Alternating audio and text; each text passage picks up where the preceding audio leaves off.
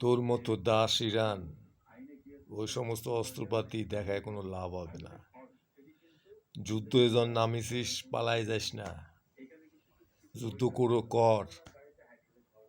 আর তোর কি কি পারমাণবিক ফারমাণবিক বানাইছিস ব্যবহার কর, একটু দেখি কি পারমাণবিক অস্ত্র আছে, তারপর ওই ক্ষেপণাস্ত্র ক্ষেপণাস্ত্র কি আছে দেখা।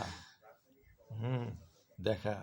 আমি প্রভু বিভ গোটা বিশ্বে এরকম যুদ্ধ গত 1000 বছরে দেখেনি। ইসরায়েল আজ 3-4 মাস ধরে প্যালেস্টাইনের উপরে হামলা করে পুরো প্যালেস্টাইন দখল করছে।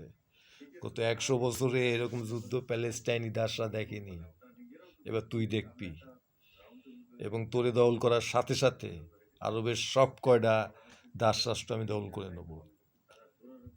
তোর যতই অত্যাধুনিক অস্ত্র তুই জমায় রাখ, কোথায় অত্যাধুনিক অস্ত্র ফস্ত্র, এই সমস্ত কি পারমাণবিক বোমা বোমা দিয়ে কোনো কাজ হবে না।